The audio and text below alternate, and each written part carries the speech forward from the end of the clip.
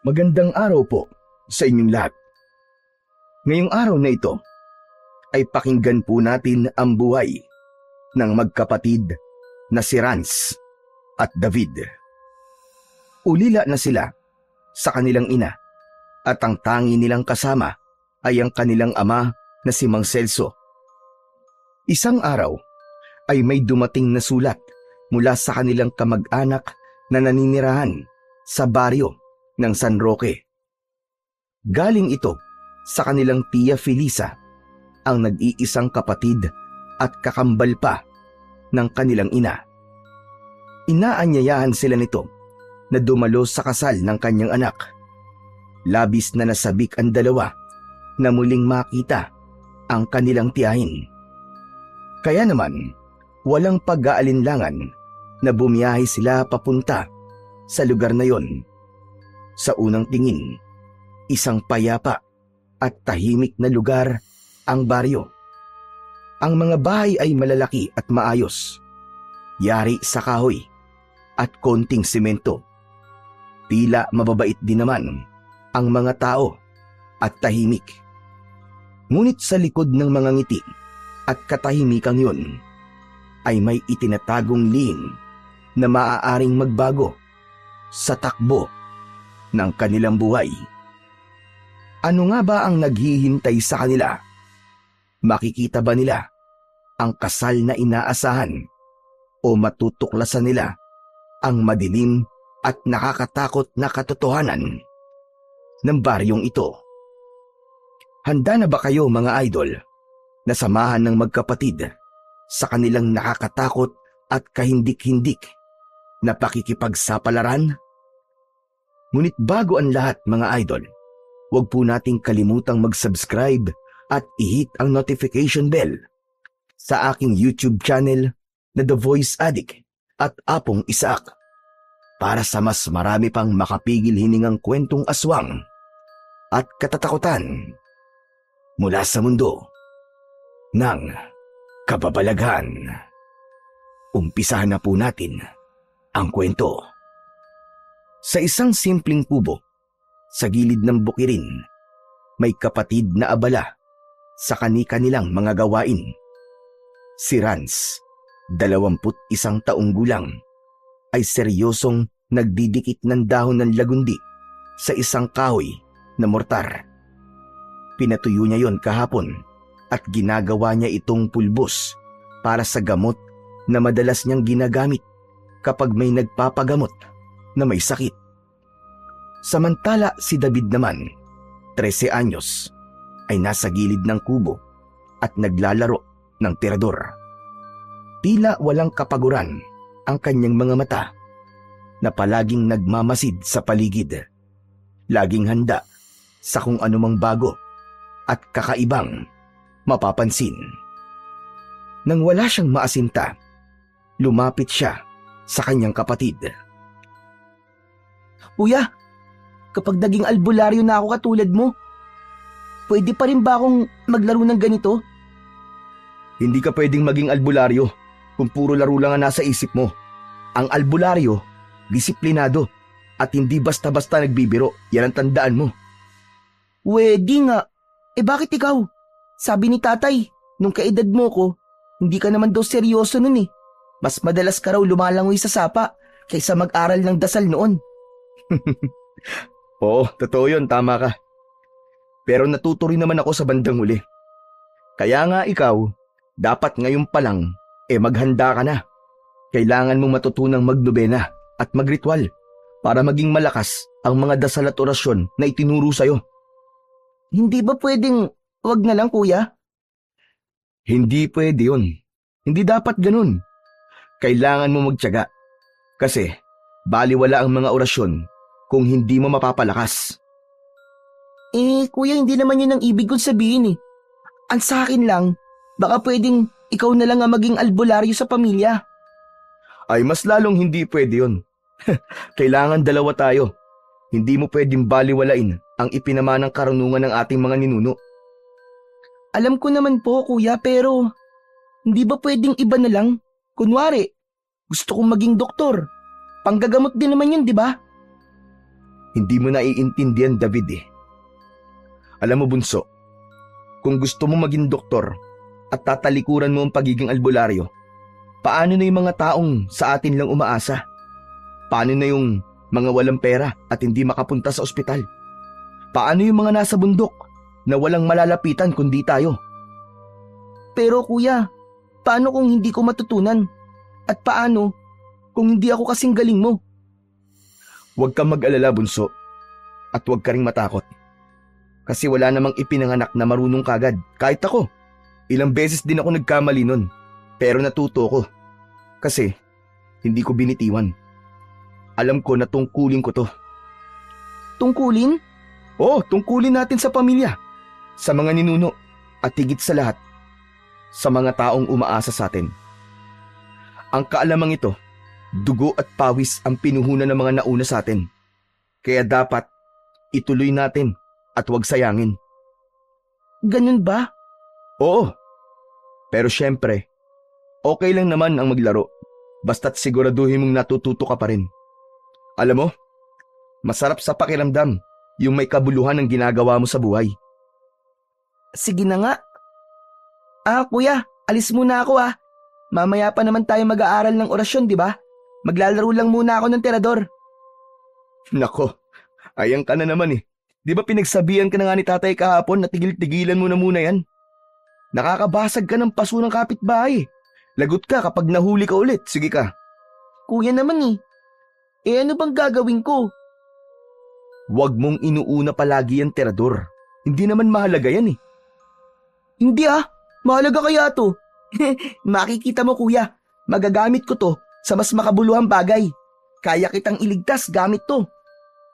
Yabang mo Alam mo, itago mo na lang yan.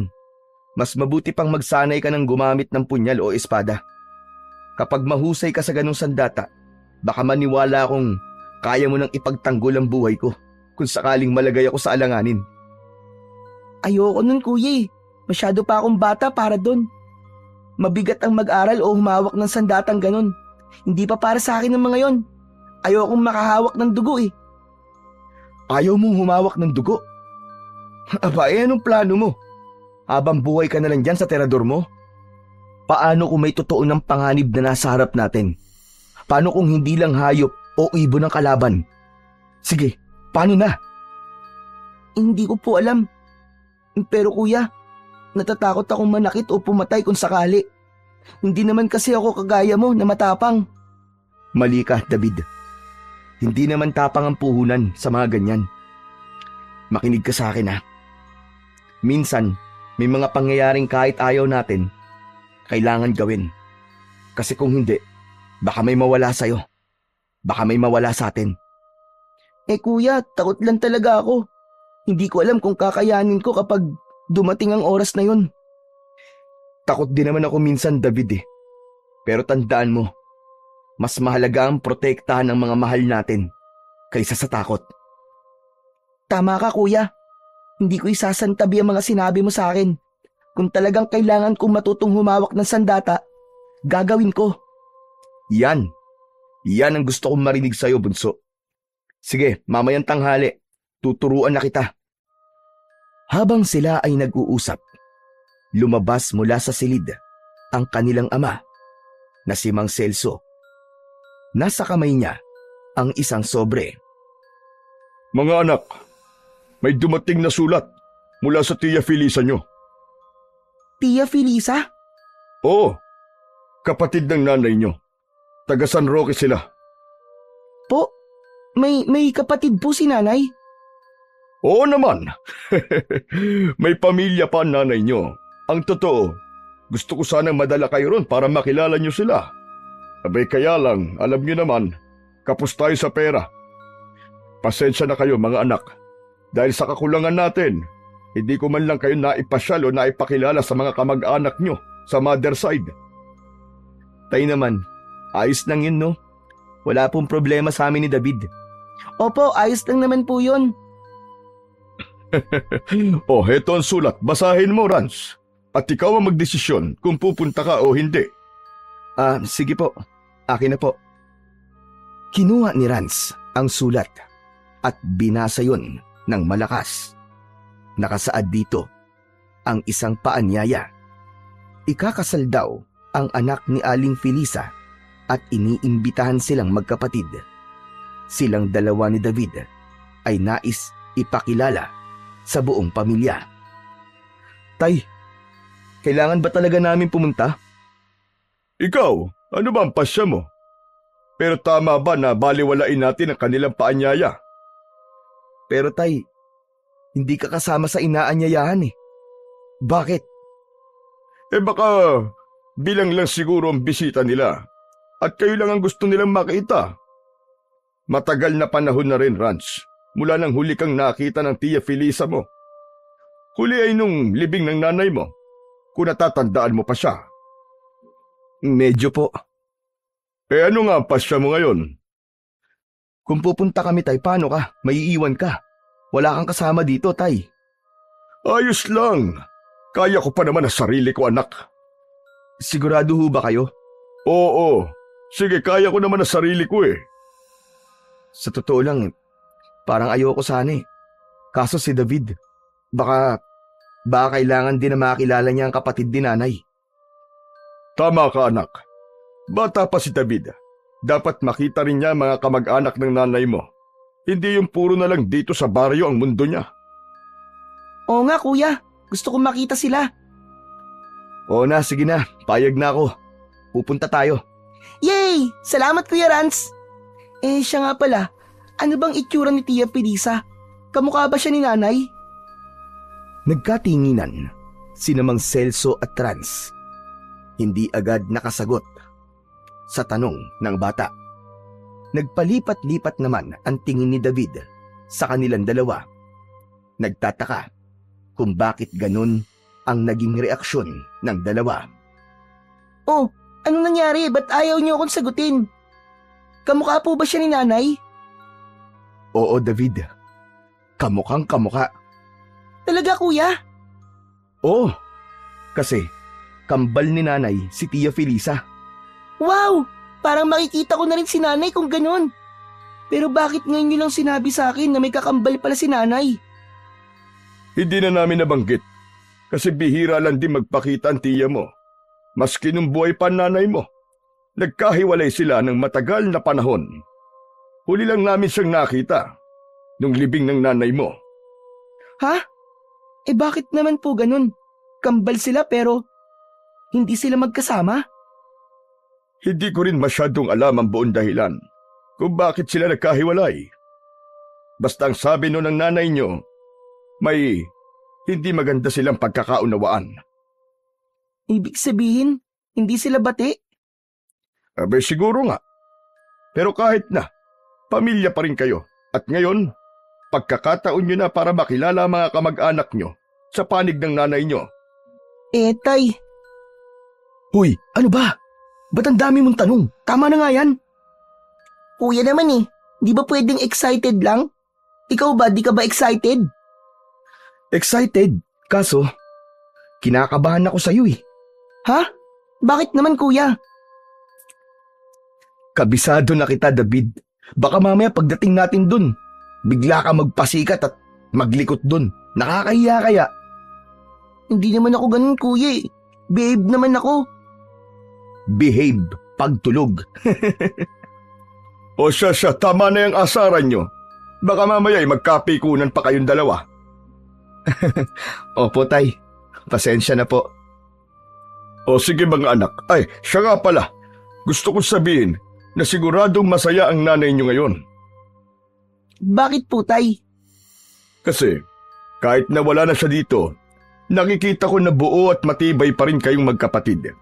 Yan ang pangarap niya para sa inyong dalawa, na hindi kayo mag-iiwanan at palaging nagdadamayan. Oo nga, tay. Kahit na anong mangyari, hindi ko iiwan si Bunso. At ako rin po, kuya. Basta magkasama tayo, walang problema. Yan ang gusto kong marinig. Tandaan nyo, walang mas matibay pa kaysa sa pagmamahal ng pamilya. Natahimik saglit sina Rance at David matapos marinig ang sinabi ng kanilang ama. Kitang-kita sa muka ni Mang Celso ang lungkot at pangungulila. Ngunit pilit niya itong tinatabunan ng ngiti para hindi maramdaman ng mga anak. Tay, ayos lang po ba kayo? Oo naman anak, ayos lang ako. Yun! Ayos na si tatay! Tara kuya, mag-impake na tayo! Masyado ka namang excited. Ilang araw pa naman yun eh. Mabuti pa, halika na. May mga gagawin pa tayong pagsasanay. Tamang-tama. Nandito na si tatay. Pwede na tayong magsimula. Tama si Rans, pero bago ang lahat, umupo muna kayo sa harap ko. May mahalaga tayong pag-uusapan. Ano po yun, tay? Oo nga po, tay. Tungkol saan po ba? Bigla kasing sumeryoso ang mukha niyo eh. Nag-aalala lang kasi ako anak. Si Felisa, hindi ko masyadong kilala. Ganon din ang pamilya niya. Hindi ko naman sinasabing masasama ang ugali nila, pero di ba? Alam niyo naman na iba-iba ang ugali ng tao. Gusto ko lang kayong mag-ingat mga anak. At gusto ko kahit hindi niyo ako kasama, mapoprotektahan ko kayo. Mula sa bulsa ng kanyang pantalon, inilabas ni Mang Celso ang 2 medalyon. Luma na ang mga ito, yari sa pilak at ginto. Ang isa ay may nakaukit na araw at ang isa naman ay buwan. Matagal ko nang inaalagaan ng mga to. Sinasabing galing pa ito sa unang albularyo sa ating lahi. Anumang bagay o sandata na hawakan nyo habang suot ito ay lalakas at titibay. Ngunit higit doon, kapag pinagdikit nyo to, lalabas ang kapangyarihang papas lang sa anumang klase ng kalaban. Nagkatinginan ang magkapatid. Kitang-kita sa muka ni Rans ang pag-aalala, samantalang kuryosidad naman ang kay David. Tay, bakit mo kami binibigyan ng ganyan? Sa palagay niyo po ba may masamang nilalang o tao sa lugar nila tiya? Hindi naman sa ganon anak. Wala akong ibig sabihin. Ang sakin lang, mas mainam na maging handa kayo. Baka kailangan nyo to sa lugar na pupuntahan nyo, hindi ba? Ama po, pero bakit ngayon nyo lang po ito binibigay sa amin? Dahil nakikita ko, na handa na kayo. Lumipas ang 2 araw ng paghahanda. Nag-impake na sila ng kaunting damit at baon. At bago sila umalis, lumapit si Mang Celso sa kanilang 2. Rans anak, ikaw na ang bahala sa kapatid mo ha. Ano man na mangyari, huwag kayo maghihiwalay. At huwag ninyong iwawala ang medalyon. Opo, huwag po kayo mag-alala. Hindi ko po pababayaan ang kapatid ko. Ako rin po, tay. Babantayan ko rin po si kuya. Hindi ko po din siya pababayaan. O sige na, mag-iingat kayo sa biyahe nyo. Yung address ha, at yung pera na ipinadala ko sa inyong tiya, tipirin ninyo. Opo, tay. Sige po. Napangiti si Mang Celso. Matapos magbilin, naglakad na ang 2 palapit sa tricycle na magsasakay sa kanila patungo sa terminal. Ilang oras din ang naging biyahe nila papunta sa liblib na baryo ng San Roque. Marami silang sinakyan mula sa tricycle. Sumakay sila ng bus na halos puno ng pasahero at pagkatapos ay jeep na dumaan sa mabundok na kalsada.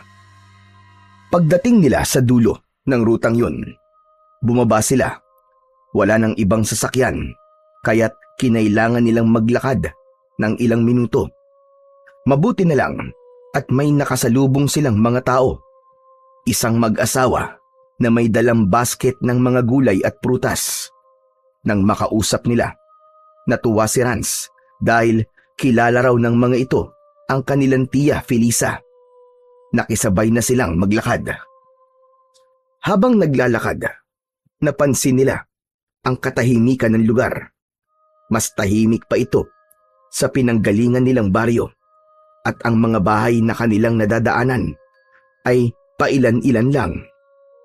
Ilang sandali pa ang nakalipas Sa wakas, bago ang takip silim, narating na nila ang baryo ng San Roque. Sa unang tingin, wala naman itong pagkakaiba sa baryo ng San Gregorio na kapag ganung oras ay may mga naglalaro pang mga kabataan sa labas. May mga matatandang nagkukumpulan, nag-uusap-usap at iba pa. Ngunit sa kabila ng masayang tanawin, may kakaibang napansin ang batang si David. Habang sila'y naglalakad, nakasalubong nila ang ilang taga-baryo. Lahat ng mga ito ay nakangiti, ngunit para kay David, may kung anong naramdaman siyang mali. Kuya, teka lang, bakit ganun? Parang iba ang tingin nila sa atin. Bakit? Ano bang kakaiba? Parang matatalim ang mga mata nila eh, kahit nakangiti. Hindi ko maipaliwanag pero parang hindi maganda, kuya. Huminto saglit si Rans. Tinignan din ang mga tao sa kanilang paligid. Ngunit wala siyang nakitang kakaiba. Para sa kanya, normal lang ang kanilang mga ngiti at bati. Hindi naman, David ah. Wala namang kakaiba. Siguro hindi ka lang sanay. Halika na nga. Hanapin na natin dito ang bahay ni Tia Felisa. Tara na.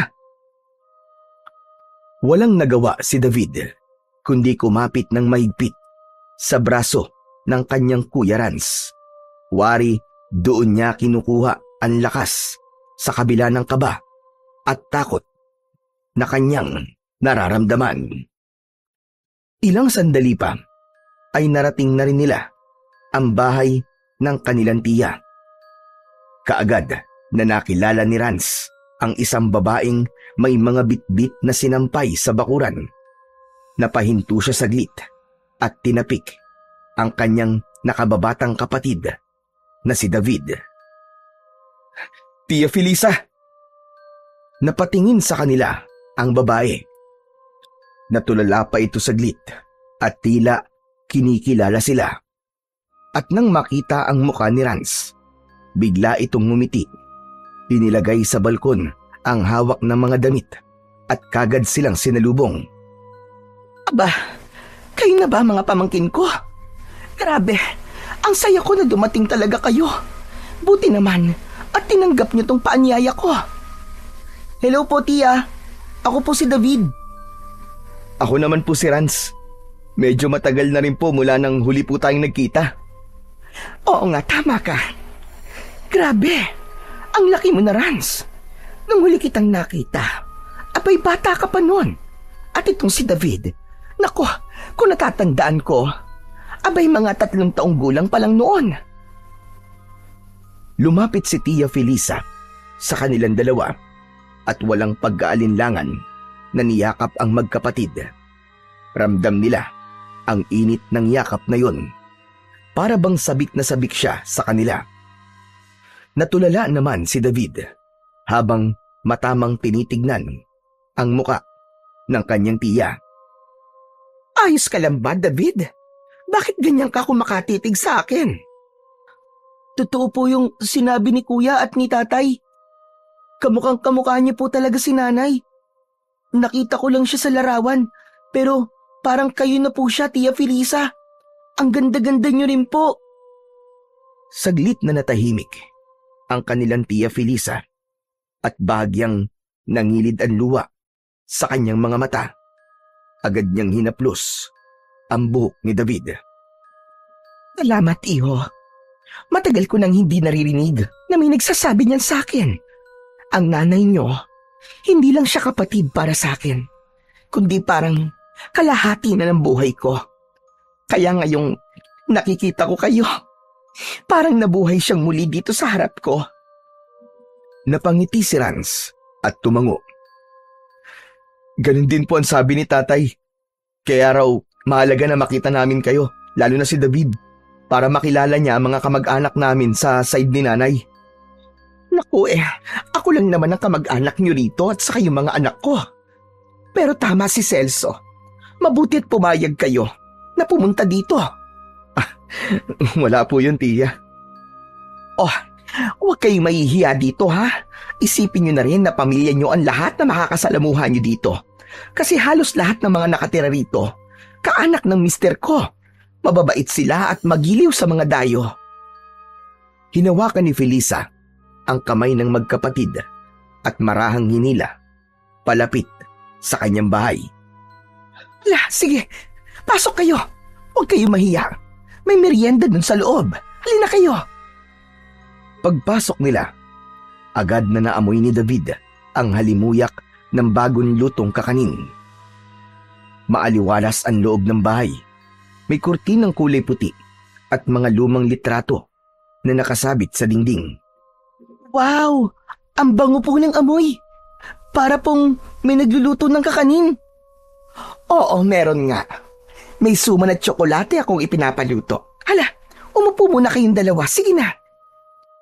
Habang umuupo sila sa mahabang bangko, hindi maitago ni David ang paghanga. Malikot ang mata nitong pinagmamasdan ang kabuuan ng bahay. Ang ganda-ganda po ng bahay niyo, Tia Felisa. Ang laki. Ay nako, maliit lang ito kumpara sa iba. Basta komportable at may matutulugan kayo, ayos na yan. Kinuha ni Tia Felisa ang pitsil, naglagay ng malamig na tubig sa baso at isa-isang iniabot sa magkapatid. Tia, ang layo po pala nitong San Roque, no? Oo, malayo talaga. Medyo liblib na kasi itong baryo. Pero ayos lang din, kahit malayo sa bayan, tahimik at ligtas naman dito. Mabait ang mga tao, magkakakilala halos lahat. Parang isang malaking pamilya. Kaya sigurado ko, magiging masaya ang bakasyon nyo ditong dalawang magkapatid. Taglit na natahimik si David. Nang matanaw niya ang paligid mula sa bintana, napansin niya na may ilang taong nakatayo sa malayo at nakatingin sa kanila. Tia, bakit po ang daming tao sa labas? At parang nakatingin po sila sa atin. Natatakot po ako. Huy, anong kinakatakot mo? Di ba sabi ni Tia, mababait naman ang mga tao dito? Tama si Rans. Huwag kang matakot, iho. Hayaan nyo na lang sila kasi matagal na kasing walang dumalaw na kamag-anak kami dito. Kaya excited sila na makilala kayo. Ganun lang yun. Talaga po? Bakit hindi po sila lumapit? Baka nahihiya. O siya, sandali lang ha. Kukunin ko muna ang merienda sa kusina. Tumayo ang tiya nila at nagpunta sa kusina. Panay naman ang buntong hininga ni David nang makitang kahit lumalalim na ang hapon ay naroon pa rin ang mga tao na nakatanaw sa kanila. Dahil hindi mapakali, husa niyang isinarado ang bintana at hinarap ang kanyang kapatid. Hoy, ikaw ano bang problema mo? Para kang praning dyan. Kuya, uwi na tayo bukas. Ha? Bakit naman? Akala ko ba masaya ka na nakita mo si Tia Felisa? Masaya naman talaga ako eh. Kaso, parang may kakaiba akong nararamdaman sa lugar na to. Kuya, nangingilabot ako kanina pa. Ngayon lang ako nakaramdam ng ganito sa buhay ko. Pero wala naman ako nararamdamang ganyan eh. Ano ba kasing kinakatakot mo? Ikaw talagang bata ka, oo. Yung mga tao, kuya. Basta, may kakaiba talaga sa kanila eh. Ano ka ba? Wala namang kakaiba eh. Kung may kakaiba sa kanila, dapat ako ang unang makakaramdam nun, hindi ikaw.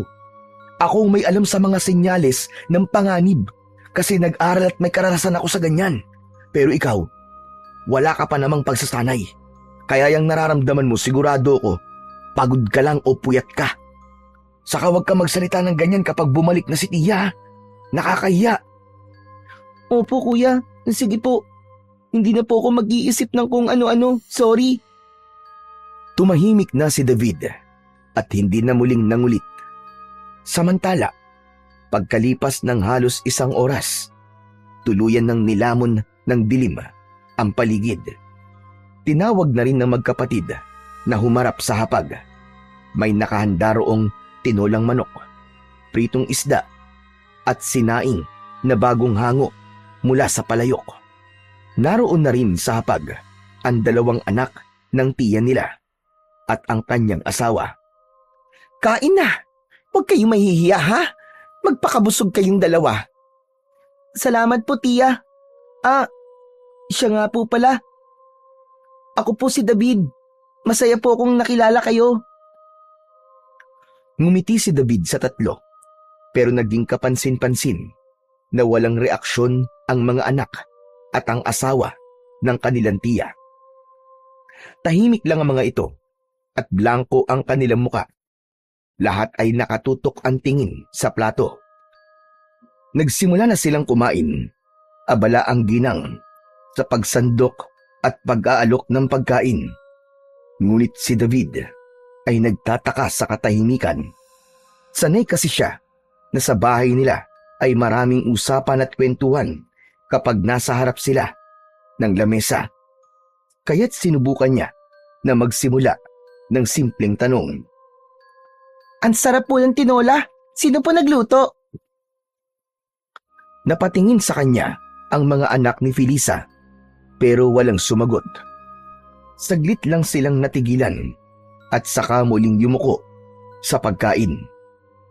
Nagkibit balikat na lamang si David at muling nagtanong. Ngayon naman sa anak na dalaga ni Tia Felisa. Ate, nag-aaral ka pa po ba? Muling napatingin ang dalaga sa kanya pero inirapan lang siya nito at tinignan ng pailalim. Biglang siniko siya ni Rans. David, kumain ka na lang. Huwag ka munang masyadong madaldal. Namilog ang mga mata ng batang si David matapos siyang sawayin ng kuya niya. Hindi siya sanay na walang sumasagot sa kanya, lalo pat hindi naman niya intensyon na mangulit. Umupo na lang siya ng tuwid at itinungo ang muka sa plato. Tahimik niyang isinubo ang kanin at ulam at di na muling umimik. Hanggang si Tia Felisa na ang pilit na pumuno sa katahimikan. David, gusto mo pa ba ng tinola? Dagdagan natin yung ulam mo. Damihan mo ang pagkain ha. Masarap yan. Bagong katay lang ang manok. Ngumiti ang bata. Ngunit muling sumeryoso ang muka nang makitang panay ang tingin ng lalaki sa kanila ng kanyang kuya Rans. Tapos ay biglang mapapailing. Pagkatapos ng ilang minuto, natapos din ang hapunan. Tumayo agad ang mga anak at ang asawa ng kanilang tiya. Dala ang kanilang mga plato. Tapos ay tahimik na umalis ang mga ito ni hindi man lang nagpaalam o ngumiti ang kanilang mga pinsan. Nakatungo lang silang dumiretso sa labas ng kusina, palayo sa hapag. Tahimik na sumunod ng tingin si David. Ramdam ang pagkailang. Kuya, parang hindi nila tayo gusto, no? Mabilis siyang tinapik ni Rans sa balikat at binulungan. Huwag ka nang mag-isip ng kung ano-ano, David. Pagod lang siguro sila. Tsaka baka hindi sila sanay na may ibang tao dito sa bahay nila. Siguro nga, kuya. Tumango si David kahit na hindi kumbinsido. Agad namang nagsimulang magligpit si Tia Felisa ng mga natirang pagkain sa mesa. Ngunit maya-maya, huminto ito saglit at tumingin kay David. Narinig ko ang sinabi mo, iho. Pero wag mo nang intindihin ng mga anak ko. Mahihain lang talaga ang mga pinsan nyo.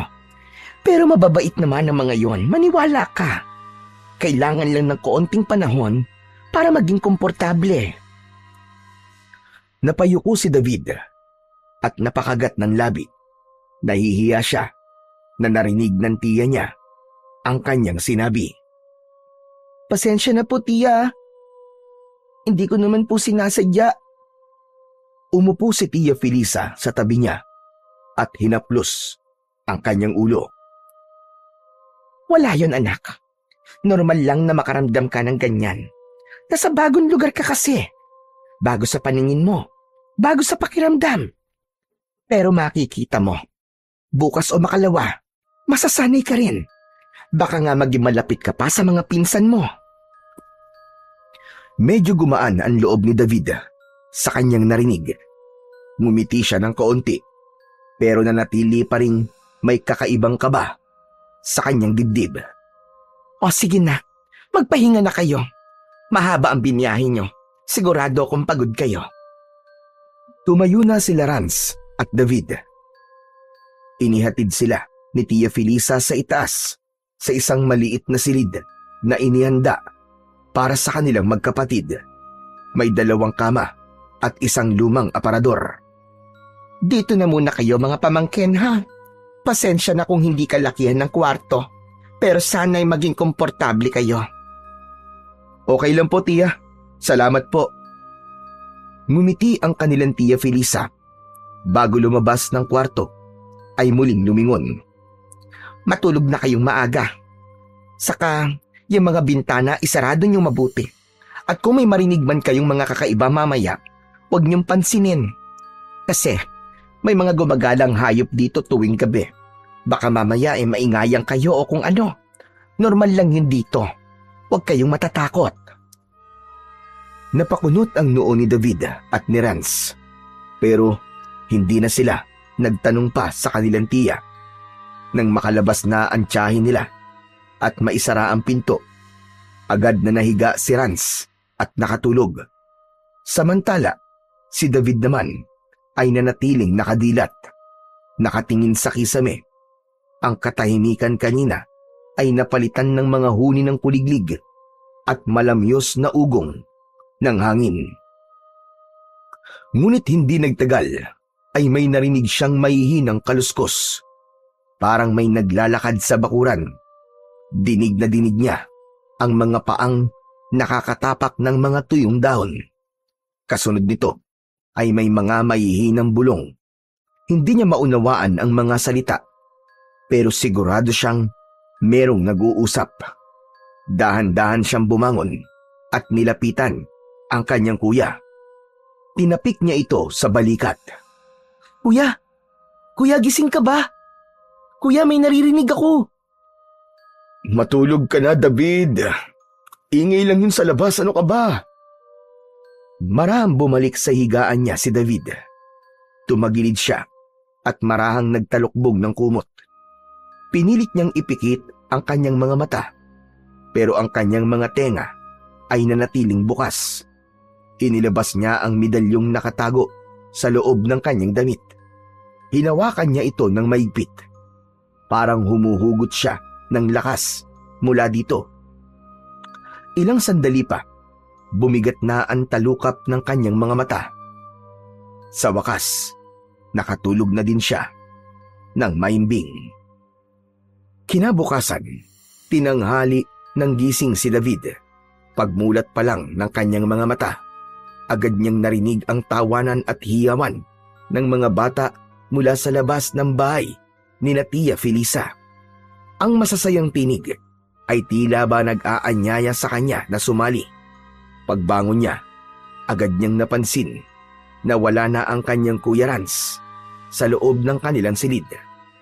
Lumapit siya sa bintana at sumilip sa labas. Tama nga ang hinala niya.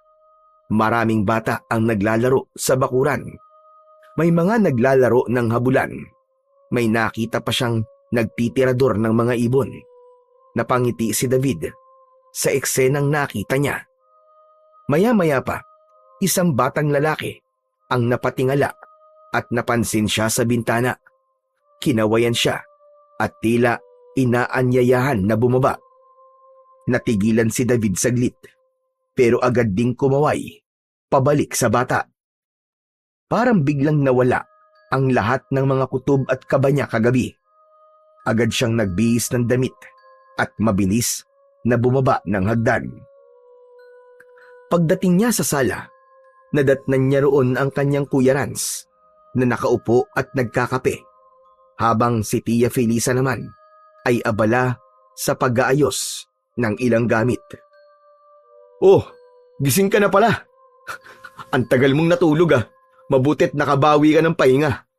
Oo nga po kuya eh. Kuya, pwede po ba akong lumabas? Gusto ko lang pong makipaglaro sa mga bata sa labas. Ang dami po nila. Mukhang masaya. Naku kumain ka na muna bago ka makipaglaro. Tama ang kuya mo. Kumain ka na muna kahit konti lang. Nakahanda naman na ang almusal eh. Mahirap ang maglaro ng walang laman ng tiyan. Mamaya na lang po. Hindi pa naman po ako gutom eh. Gusto ko lang po kasing makipagkilala at makipaglaro.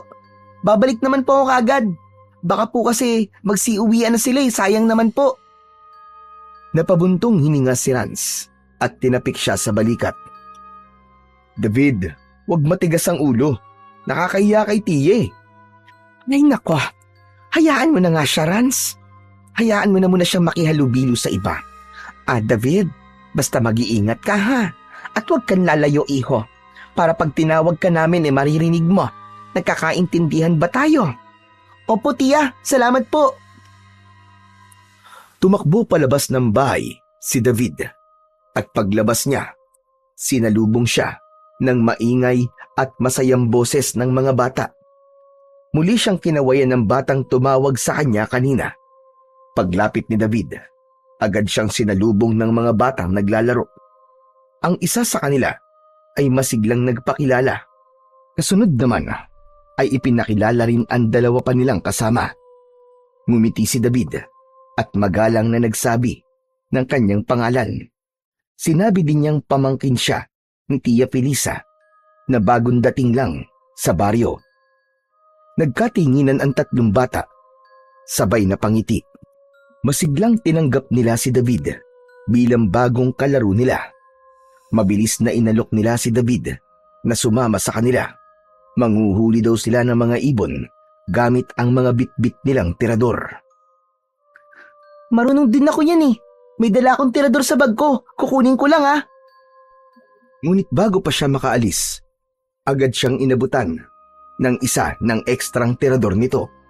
Tinanggap niya yon ng masigla at agad na sumama sa kanilang laro. Nakalimutan niya na ang bilin ng kanyang kuya at Tia Felisa. Maya-maya ay nag-aya ang isa sa gubat. Sinabing mas marami silang mahuhuling mga ibon sa lugar na yon. Saglit na natagilan si David. Doon pa lang niya naalala ang bilin sa kanya. Naku, baka hindi na ako makasama sa gubat mga kaibigan. Baka maligaw kasi tayo dun eh. Ngunit iginiit ng kanyang mga bagong kaibigan na kabisado nila ang lugar at lagi silang doon naglalaro. Hindi raw siya dapat na mag-alala basta't sumunod lang siya at huwag hihiwalay sa grupo. Sandali siyang nagdalawang isip, ngunit dala ng kasabikan at ng udyok ng mga bagong kakilala ay napapayag din siya. Sige na nga, pero saglit lang ha. Babalik din kaagad tayo ha.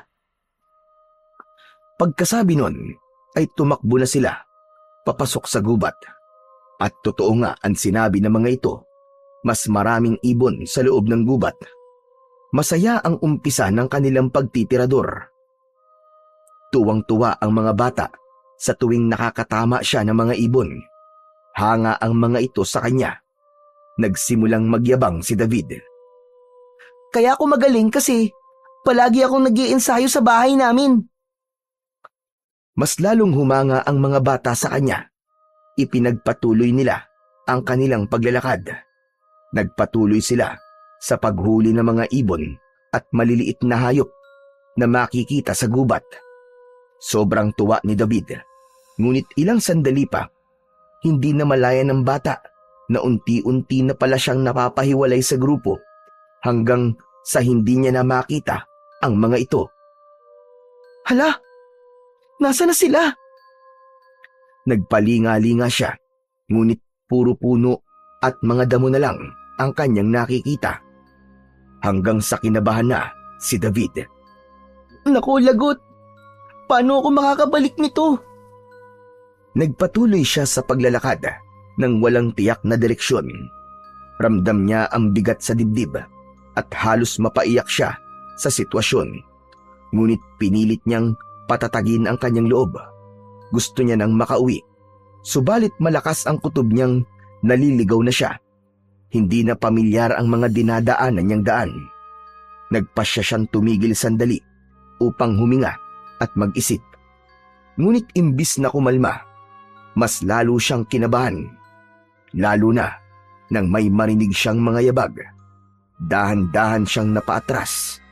Maya-maya pa ay biglang may lumitaw na isang matandang lalaki. Kakaiba ang anyo nito. Mahaba ang magulo at puti nitong buhok na parang matagal nang hindi naaayos. Ang balbas ay makapal at halos tumakip na sa kanyang bibig. Ang damit na suot ay punit-punit at puno ng dumi. Kulubot na rin ang balat nito at ang kanyang mga mata, matalim kung tumitig. May hawak itong tungkod na kahoy. Anong ginagawa mo rito, bata? Naliligaw po ako eh. Pwede niyo po ba akong tulungan? Hinahanap ko po ang palabas ng gubat, papunta po sa baryo ng San Roque. Pagkarinig sa pangalan ng baryo, ay biglang nanlaki ang mga mata ng matanda. Halos mabitiwan ito ang tungkod na hawak. Ano ka mo? Doon ka galing? Taga-roon ka ba? Abay, bakit ka nandito? Umalis ka dito! Sandali lang po. Huwag niyo po kagad akong paalisin. Tulungan po muna niyo akong makabalik. Kailangan ko po makauwi dahil siguradong mag-aalala po nito ang kuya ko at ang tiya Felisa ko. Nakakahiya po sa kanya. Bisita lang po kasi kami dun eh. Tapos di ko po sinunod ang payo niya na wag po akong lumayo. Teka, tama ba narinig ko? Bisita lang kayo sa baryo? Opo, inimbitahan lang po kami ng tiya ko para maging bisita po sa kasal ng anak niya. Hindi, huwag ka nang bumalik doon. Hindi ka na dapat bumalik sa baryong yun, bata. Ha? Pero bakit po? Hindi mo ba alam? Ang baryong yun, hindi para sa mga tulad nyo. At sino mang pumasok doon, kamatayan ang kahihinatnan. Teka, Manong, nagkakamali po kayo. Masaya po doon. Wala pong papatay sa amin doon. Hindi mo ko naiintindihan. Umalis ka na. Layuan mo ang baryong yun. Wala kang dapat pagkatiwalaan sa mga taong naroon. Umalis ka na, bago pa mahuli ang lahat. Napalunok si David at napaatras ng bahagya.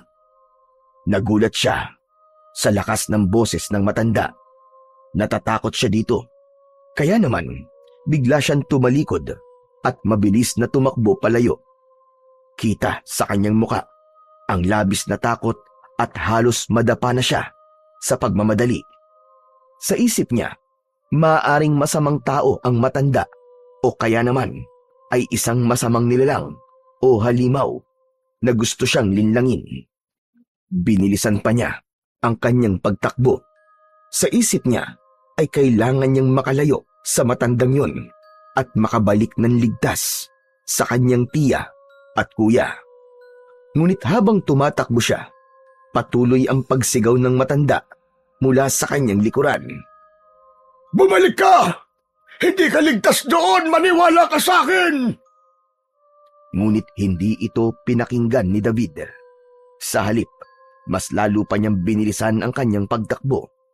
Ilang sandali pa, nasilayan niya ang pamilyar na daan na dinaanan nila kanina at doon siya muling nakaramdam ng konting pag-asa. Nang mapansin niyang wala nang sumusunod na matandang lalaki, unti-unti na siyang bumagal at naglakad na lang palabas ng gubat. Pawis na pawis siya at hingal na hingal. Nagpatuloy siyang maglakad. Sinisikap na hanapin ang daan pauwi. Sa wakas, natapos ang ilang minuto, muling nasilayan ni David ang mga bahay ng baryo. Doon siya nakahinga ng maluwag. Paglabas niya ng gubat, napansin niyang abala ang mga tao sa isang maluwang na bakuran. Maraming nakalatag na mahahabang lamesa. May ilang lalaki na abalang-abala sa pagbubuhat ng mga malalaking kawali. May mga babaeng nag-aayos at naguhugas ng mga pinggan at kubyertos. Meron ding nag-aayos ng tila mga palamuti. Normal lang ang tanawing yun para sa kanya. Pero biglang nag-iba ang pakiramdam ni David nang makita na siya at mapansin ng mga taong yun. Agad na umakyat ang malamig na pakiramdam sa kanyang batok. Bigla kasing tumigil ang lahat. Isa-isang nilingon siya ng mga ito at pare-parehas na tinignan siya ng pailalim. Matatalim ang mga mata. Natigilan siya. Huminto sa kanyang paglalakad at nakiramdam sa paligid. May isang lalaking dahan-dahan na lumapit sa kanya. Matangkad ito at matipuno ang pangangatawan. Sa kanyang kamay ay may hawak itong mahabang itak, makintab at malinaw na matalim. Napaatras siya ng 2 hakbang. Ramdam niya na natutuyo ang kanyang lalamunan at unti-unti siyang nilalamon ng matinding takot. Pakiramdam niya ay may balak na masama sa kanya ang lalaki na yun. Ngunit bago pa man makalapit ng tuluyan ang lalaki, may kamay na biglang humawak sa kanya at hinila siya palayo. Paglingon niya, si Tia Felisa pala yun. Bago pa sila makalayo, muling tinignan ni David ang lalaking may hawak na itak. Naroon pa rin ito, nakatayo. Hindi kumikilos, pero ang mga mata ay nakatutok pa rin sa kanya. David, iho, bakit ka lumayo? Kanina ka pa namin hinahanap. Hindi ba sinabi ko sa'yo na huwag kang lalayo?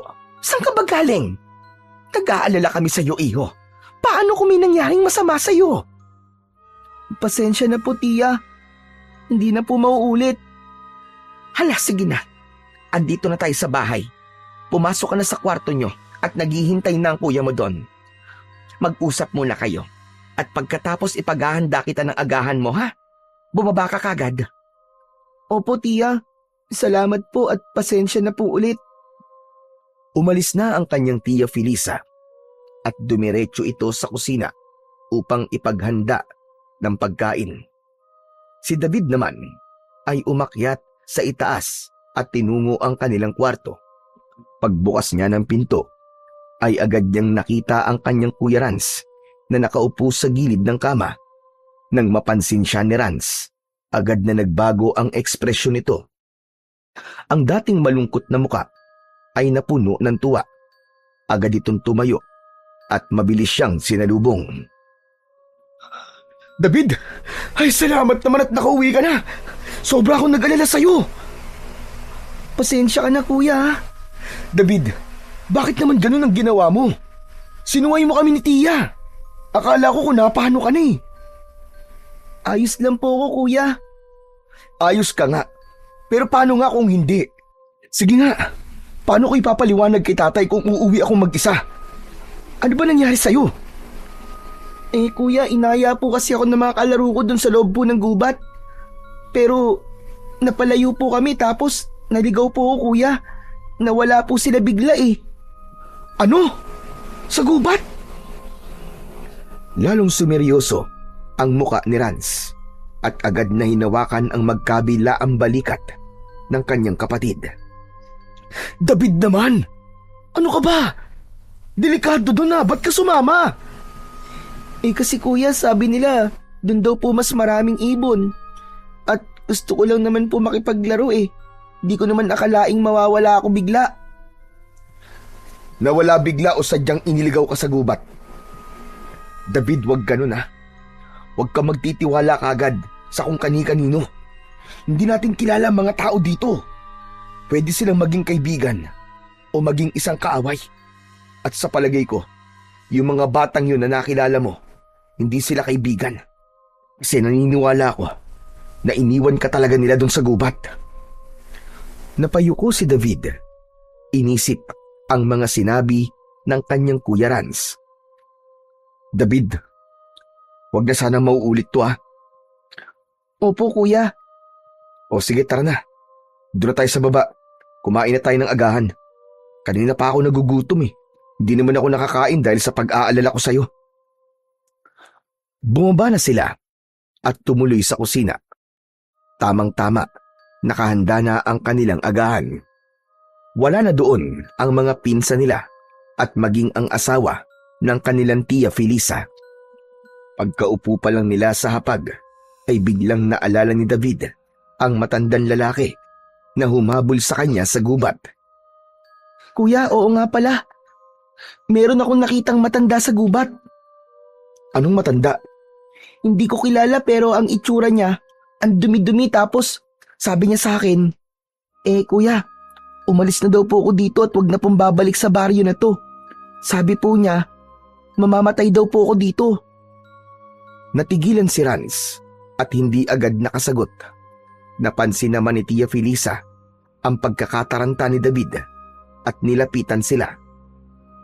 Teka, ang seryoso niyo magkapatid dyan ah. Ano bang pinag-uusapan niyo? Tiya, tungkol po dun sa matandang lalaki na nakita ko po sa loob ng gubat. May mga sinabi po kasi siya sa akin tungkol po dito sa baryo niyo. Ang sabi niya po, delikado raw po dito. Matandang lalaki ba kamo? Yung balbas sarado na mahaba ang buhok, tapos ay puti na. Si Katasyo yon. Kilala niyo po ba siya, tiya? Oo naman. Matagal na siyang nakatira sa gubat. Isa siyang matandang baliw. Huwag mong seryosohin na mga sinasabi niya. Marami na siyang tinakot na mga bata at mga dayong napapadpad sa gubat. Pero ang sabi po niya, delikado raw po dito sa baryo niyo. Ano po bang ibig niyang sabihin doon? Ano ka ba? Hindi totoo yun. Mas mapanganib sa gubat, iho. Pero hindi dahil sa gubat yon o ano. Delikado ang gubat dahil mismong siya ang delikado. May mga kwento dito sa lugar namin na dati may mga batang naligaw at hindi na nakabalik. Sabi ng iba, pinatay daw ng matandang yun. Po, mamamatay tao po yung matandang yun? Oo, at mabuti na lang at nakatakas ka sa kanya. At mabuti na lang nakalabas ka ng gubat. Tahimik si Rans, ngunit ramdam niyang may kakaibang nangyari. Nakatingin siya sa mukha ng kanyang tiya at napansin niyang tila may kakaiba rito. Magalaw ang mga mata at halatang tensyonado. Ngunit nang lingunin siya nito at biglang ngumiti, agad niyang binaliwala ang kanyang nakita at naisip. David, iho, makinig ka sa akin ha. Mabuti at ligtas ka na ngayon, pero simula ngayong araw, ayoko nang lalabas ka pa ng bahay dahil sa ginawa mo. Wala na munang laro-laro, wala na munang gala, naiintindihan mo ba? Opo, tiya. Bukas na ang kasal na dadaluhan natin. Gusto kong maayos ang lahat. Ayoko nang magkaroon pa ng problema. Tahimik na tumango ang batang si David. Kita sa kanyang mga mata ang pagkalungkot. Gusto pa sana niyang magpaliwanag na hindi niya intensyon ang magdulot ng gulo. Ngunit natatakot siyang baka lalong magalit ang kanyang tiya. At isa pa, isipin mo na lamang ang kuya mo. Halos mabaliw siya sa pag-aalala kanina. Paano kung hindi ka na nakabalik? Paano kung totoo ang sabi-sabi tungkol sa matandang yon? Ayokong isipin, pero pwede talagang may masamang mangyari sa'yo. Napatitig si David sa kanyang tiya. Naramdaman niyang may halong galit at takot ang boses nito. Ngunit higit sa lahat, naroon ang pag-aalala. Pasensya na po talaga kayo, tiya. Hindi na po mauulit, promise. Mabuti naman kung ganon. Hala, sige na. Kumain na tayo. Pagkatapos nilang kumain, umakyat na muna si David sa kanilang silid at nahiga sa kama. Samantala, ang kanyang kuya Rans naman ay tumuloy sa banyo para maligo. Habang nakahiga siya, napansin niyang may mahinang bulungan na nagmumula sa labas. Unay inakala niyang guni-guni lang, pero nang nagtagal ay lalong naging malinaw sa kanya na may nag-uusap. Dahil sa kuryosidad, dahan-dahan siyang bumangon at tumanaw sa bintana. Nanlaki ang mga mata niya sa kanyang nakita. Nandoon ang kanyang tiya Felisa at may kausap na isang lalaki. Agad niya tong nakilala, ang lalaking may hawak na mahabang itak na nakita niya kanina. Mabigat ang presensya nito. Halatang galit na galit. Mababakas sa kilos ng kamay at sa tikas ng tindig. Samantala, si Tia Felisa naman, halatang hirap sa pagsagot. Hindi man naiintindihan ni David ang kanilang pinag-uusapan, ngunit batid niyang seryoso ang kanilang pagtatalo. Pinilit niyang intindihin ang mga labi ng mga ito, ngunit walang malinaw na salita siyang nababasa. Sa kabila nito, ramdam niya ang tensyon at bigat ng sitwasyon. Maya-maya pa, tumalikod na ang lalaki at naglakad papalayo. Naiwan si Tia Felisa sa bakuran, tulala at hindi gumagalaw. Si David naman ay halos hindi huminga, nanatiling nakasilip sa bintana. Biglang gumalaw ang babae at napalingon ito sa kanya. Nagulat si David at mabilis na napaatras. Saglit na natigilan, saka muling sumilip. Laking gulat niya nang makitang tumakbo ang tiya niya palayo. Hindi siya sigurado kung nakita ba niya itong umiyak bago tuluyang nawala sa kanyang paningin. Bago pa man siya makaisip ng susunod na gagawin, bumukas ang pintuan ng silid. Pumasok si Rans. Nakatapis lang ng tuwalya at bagong ligo. Natigilan ito nang makita ang kapatid na tulala sa may bintana. "David, anong ginagawa mo dyan? Aba, bakit parang namumutla ka? Para ka nakakita ng multo ah." Kuya, may kausap si Tia Felisa kanina. Yung lalaking parang galit siya. Tapos si Tia naman parang takot. Kuya, parang may mali akong nararamdaman. Alam mo ba yung lalaking yun?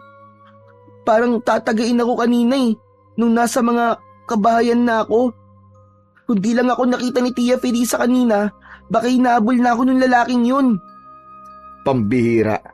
Ayang ka na naman sa mga imahinasyon mo eh.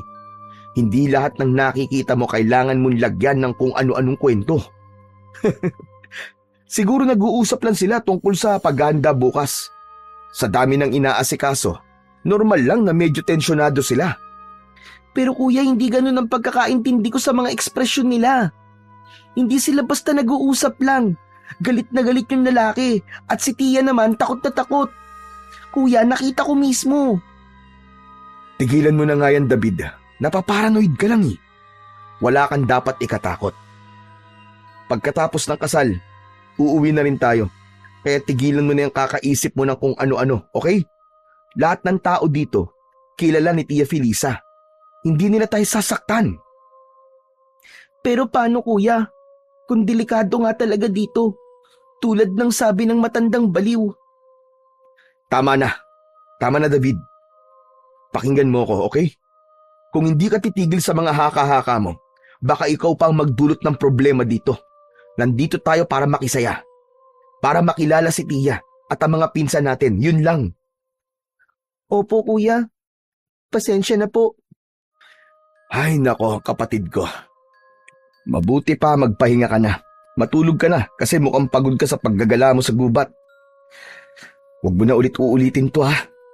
Nakakahiya naman sa pamilya ni Tia kapag nalaman nilang pinag-iisipan mo sila ng masama. Baka magalit pa sila. Pero kuya, hindi ko po sila pinag-iisipan ng masama. Nagtataka lang naman po ako eh. Tama na yan, David. Tama na. Huwag mo nang ipilit ang mga sinasabi mo. Ayokong bukas maririnig ko pang ganyan ha. Nakakahiya, David. Tigilan mo na mga yan. Pero kuya, nakikiusap ako. Huwag kang gumawa ng problema. Ako ang panganay. Makinig ka sa akin. Natahimik si David.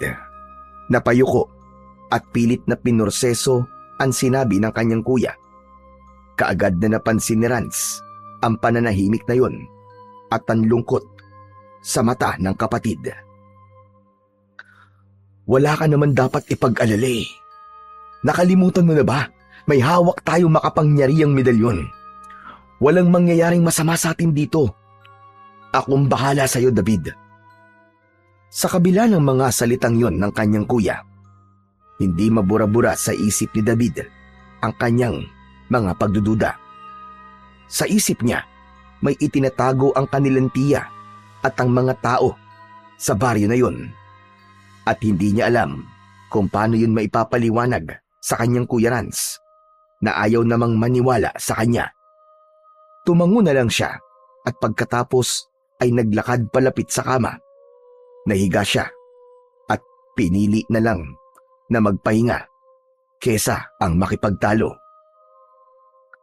Mabilis na lumipas ang oras. Maaga pa lang ay inaantok na si David. Kaya naman, matapos ang kanilang hapunan, pumasok na siya sa kwarto para matulog. Nahiga na siya sa kama at agad na nakatulog. Ngunit sa kalagitnaan ng gabi, bigla siyang naalimpungatan. Nagmulat siya ng mata, nanatiling nakahiga. Nang ipipikit na sana niya ulit ang kanyang mga mata, bigla siyang may narinig. Merong nag-uusap. Mula ito mismo sa loob ng bahay. Dahan-dahan siyang bumangon. Maingat na naglakad upang hindi makalika ng kahit na anong ingay. Habang papalapit siya sa silid ng mag-asawa, ay lumilinaw ang mga tinig. Napagtanto niyang ang mag-asawa pala ang nag-uusap. Babalik na sana siya sa kwarto, pero bigla siyang natigilan nang mapagtantong hindi lang sila basta nag-uusap, kundi nagtatalo ang mag-asawa. May narinig siyang mga ikbi. Hindi ko kaya. Hindi ko kayang gawin ang napagkasunduan. Pakiusap, tulungan mo akong iligtas sila. Tulungan mo ako. Napakunot ang noo ni David. Hindi malinaw kung sino ang tinutukoy, pero nakaramdam siya ng kaba ng mga sandaling yon. May hinala siyang sila ng kuya Rans niya ang paksa ng pag-uusap. Narinig niyang sumagot ang asawa ng kanyang tiya Felisa. Mataas ang tono nito kahit pigil. Ang bawat salita nito ay puno ng galit at pagbabanta. Kung ayaw mo akong tulungan, sige.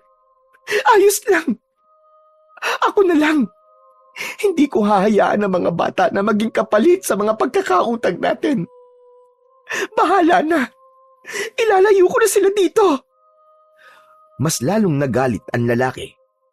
Nakarinig si David ng malakas na sampal. Tapos ay narinig niyang medyo lumakas ang hikbi at iyak ng kanyang tiya Felisa. Sinabi pa ng lalaki na wala nang atrasan dahil kung hindi sila susunod sa napag-usapan, sila ang siguradong mapapahamak. Biglang tumahimik. Napansin ni David ang bahagyang pagbukas ng pinto ng silid na yon. Maingat siyang lumapit at sumilip. Nanlaki ang mga mata niya sa kanyang nasaksihan. Nakaluhod ang kanyang tiya Felisa. Nakayuko sa harapan ng kanyang asawa. Umiiyak ito. Ilang sandali pa, nakita ni David na biglang nagbago ng anyo ang asawa ng kanyang tiya. Lumabas ang mahahabang dila na parang sa ahas at gumagalaw-galaw pa sa ere. Ang mga kuko nito ay humaba rin. Tumulis na parang patalim. Ang likod nito ay nakabaluktot. Madilim ang mga mata at ang mukha nito naging isang nakakatakot na nilalang. Naging isang halimaw. Labis ang naging takot ni David. Nanginig ang kanyang mga tuhod. Halos pigil na pigil ang kanyang paghinga. Marahan siyang umatras mula sa siwang ng pinto. Ngunit bago pa siya tuluyang makaalis, nakita niyang biglang napalingon ang halimaw sa direksyon niya. Mabilis siyang tumakbo, maingat pero nagmamadali, hanggang sa marating niya ang kanilang silid. Agad niyang sinarado ang pinto. Umupo siya sa kanyang kama. Ilang sandali pa ay may narinig siyang mga yabag na papalapit. Mabigat, mabagal, at mula sa siwang sa ibaba ng pinto, nakita niya ang anino ng halimaw. Napatingin siya sa kanyang kuya Rans.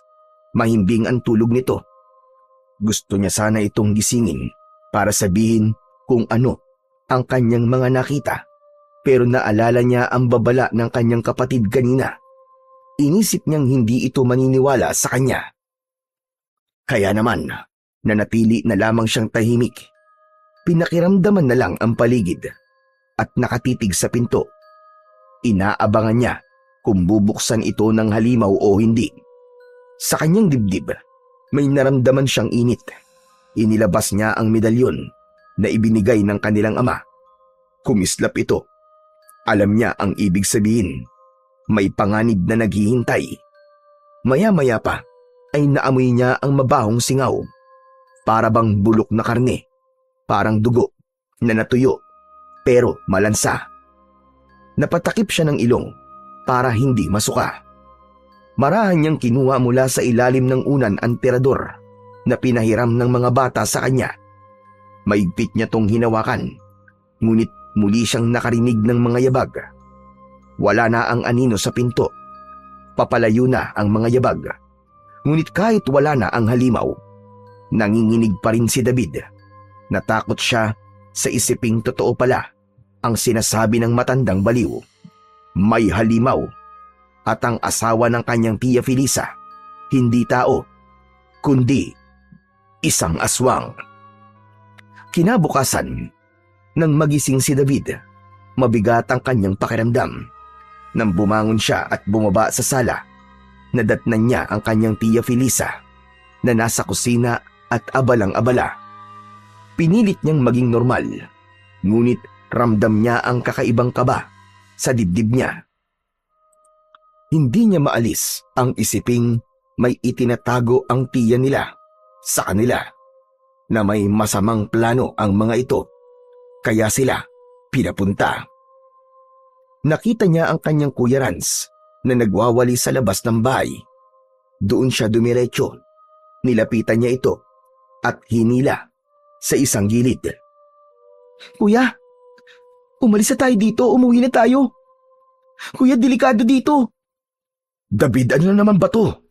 Hindi ba't sinabi ko na sa'yo kahapon? Natigilan mo na to. Kung di ka aalis, kuya, ako ang uuwing mag-isa. Ano ba't sinasabi mo? Bakit ka ba nagkakaganyan, ha, David? Kuya, narinig ko nag-uusap ang mag-asawa kagabi. Si Tia at ang asawa niya. Kuya, tayo ang gagawin nilang pambayad sa kanilang mga utang. Hindi ko alam kung bakit tayo, pero masama ang kutob ko, kuya. Kuya, ang asawa ni Tia Felisa, hindi siya tao. Isa siyang aswang. Tumigil ka na, sabi. Pati ba naman sila? Gagawan mo ng kwento. Sige, kung gusto mong umalis, di umalis ka na. Kaya mo ba? Hindi, kuya, hindi ko kaya. Pasensya ka na kung nasabi ko yung kanina. Pero hindi kita kayang iwan dito, kuya. Kasi alam ko ang sikreto nila, kuya. Maniwala ka sa akin. Totoo ang sinabi ng baliw na matanda sa gubat. Kung di tayo aalis dito, baka mamatay tayo, kuya. Tara na. Ngunit bago pa man niya makumbinsi ang kuya niya, biglang lumabas ang tiya Felisa nila. Nakangiti ito habang nakatingin sa kanila. Mga iho, tara na. Kain na muna tayong tatlo. Yung mga pinsan nyo tulog pa. Tayo lang muna ang mauuna. Mabilis na nagbago ang reaksyon ni David. Ngumiti siya sa babae at nagkunwari muli na wala siyang alam. Sumunod sila sa sinabi nito. Pumasok sila ng bahay at naupo sa harap ng lamesa. O mga iho, heto o mainit-init pa. Bagong luto yan. Kain na tayo ng almusal. Wow, adobo, tiya! Mukhang masarap ah. Saka ang bango. Tuwang-tuwa si Rans sa pagkaing nakahain. Pero si David, nanlaki ang kanyang mga mata. Ang nasa harap niya ay hindi adobo. Hindi ito lutong ulam, kundi hilaw na karne. Basang-basa pa ito ng dugo. Napangiwi siya at halos masuka. Ngunit pinigilan niya dahil ayaw niyang malaman ng kanyang tiya na may alam na siya. Tiya, wala po bang gulay? Parang wala po akong ganang kumain ng karne ngayon eh.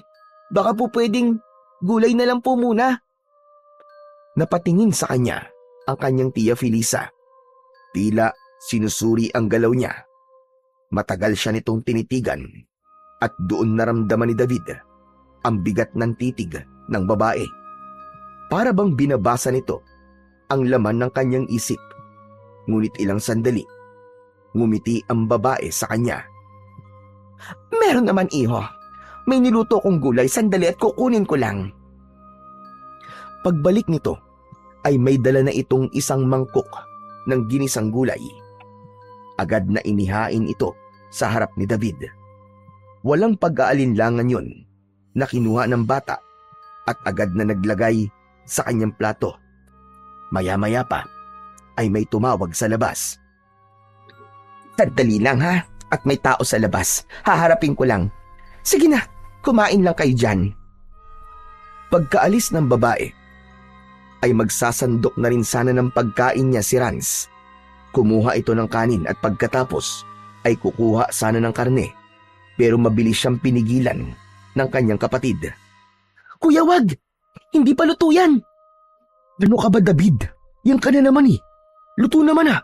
Tignan mo nga oh, halos magmantika pa. Bakit sinasabi mong hilaw? Lutong-luto sa toyo. Niloloko mo naman ako eh. Hindi kita niloloko, kuya. Hindi talaga yan luto. Kumain ka na nga. Ang kulit mo eh. Mabilis na lumapit si David sa kanyang kapatid at inilabas ang kanyang medalyon. Ayaw mo maniwala, kuya. Sige, pagdikitin natin ang ating mga medalyon at baka sakaling mabuksan niyang mga mata mo. Ha? Ano ba kasi yun? Dali na, kuya. Bilisan mo. Hindi na siya naghintay. Siya na mismo ang kusang kumuha nito sa ilalim ng t-shirt ng kanyang kuya Rans. Ipinagdikit niya ang mga medalyon at sa isang iglap, nanlaki ang mga mata ni Rans. Napatunayan nga niyang hindi nagsisinungaling ang kanyang kapatid. Diyos ko! Totoo nga! Bakit ganito? Bakit ganito nakikita natin? Dahil yan talaga, kuya, ang inihain sa atin ni Tia Felisa. Pero mamaya na natin pag-usapan to. Kailangan natin magpanggap na wala tayong alam. At kapag wala tayong alam, ligtas tayo. Tumango ang kanyang kuya Rans. Halatang naguguluhan at natatakot na rin. Agad niyang inilayo ang mangkok at itinago nilang muli ang kanilang mga kwintas. Maya-maya pa ay bumalik na ang kanilang Tia Felisa.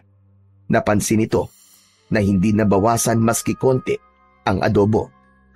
Oh, bakit hindi nyo kinain ng adobo? Maski ikaw, Rans, ayaw mo? Bigla po kasi ako nainggit kay David eh. Ang sarap po ng kain niya sa gulay, kaya ito na lang din po ang inulam ko. Bigla po ako nag-crave sa gulay eh. Ganun pa. O siya, sige. Kung ayaw niyo tong adobo, abay itatabi ko na lang to para sa mga anak ko. Saglit na tinitigan sila ni Tia Felisa. Tila pinag-aralan ang kanilang mga muka. Pagkatapos ay sumimangot. Pasensya na. Hindi ko alam na ayaw niyo pala ng adobo. Sayang naman ang niluto ko. Kinuha ni Tia Felisa ang ulam at itinabi.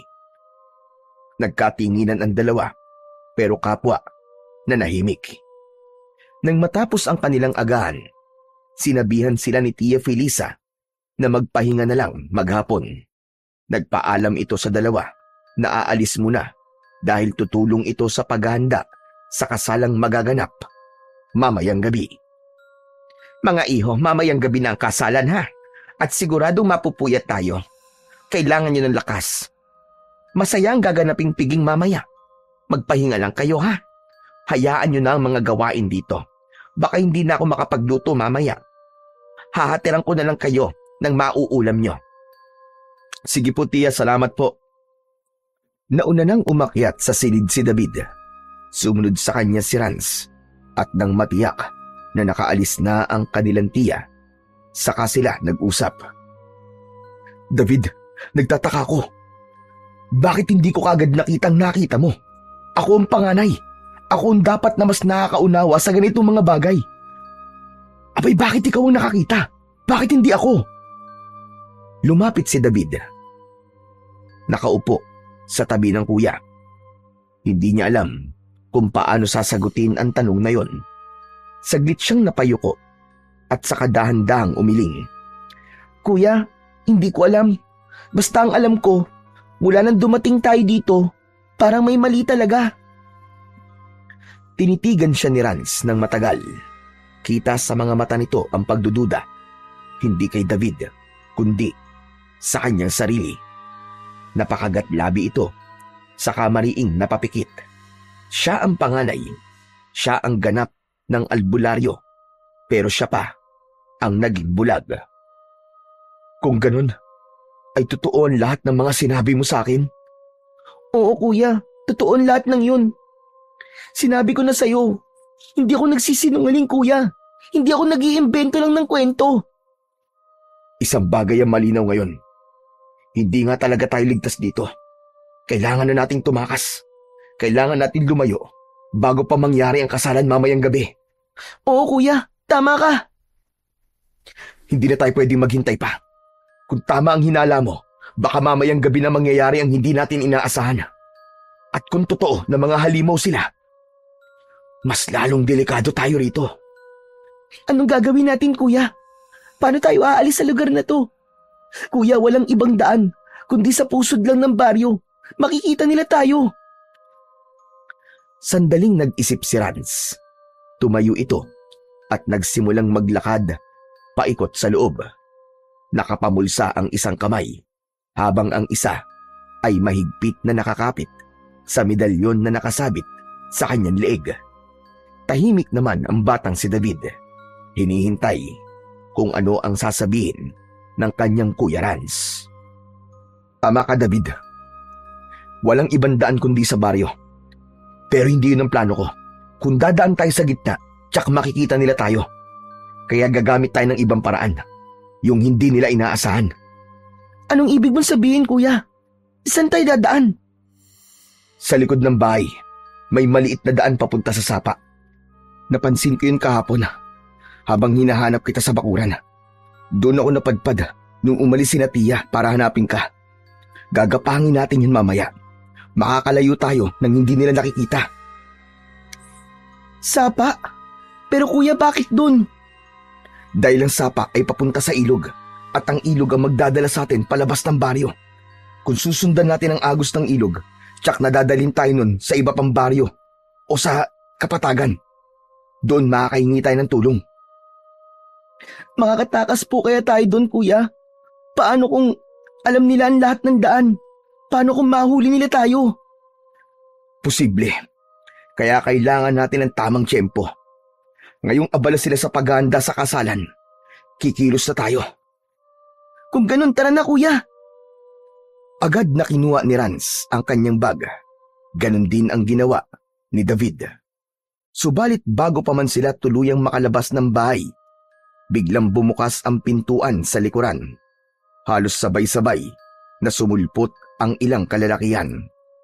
Hindi nakaporma ang magkapatid nang bigla silang sunggaban. Si Rans ay agad na sinubukang manlaban, ngunit naunahan siya. May inilapit sa kanyang muka na tila basang tela, at bago pa siya muling makakilos, ay bigla na laman siyang nanghina at tuluyang nawalan ng malay. Samantala naman si David ay hinawakan ng maigpit sa mga braso at agad na tinalian. Binusalan din kagad ang kanyang bibig, at bago pa sila ilabas sa bahay ng kanyang tiyahin, nakita niya ang pinsa nila, nakangisi, habang nakatitig sa kanila. Nalaman ni David ang katotohanan. Narinig nito ang usapan nila ng kanyang kuya, at ito ang kagad na nagsumbong sa plano nilang pagtakas. Hindi makapaniwala si David. Dinala sila sa gitna ng baryo. Ipinasok siya sa loob ng isang bahay. Wala ang kanyang kuya Rans. Sa ibang kwarto o bahay ito dinala. Mabilis na lumipas ang oras. Pilit niya pa ring hinahatak at pilit na pinakakawalan ang sarili sa tali. Pero wala siyang magawa.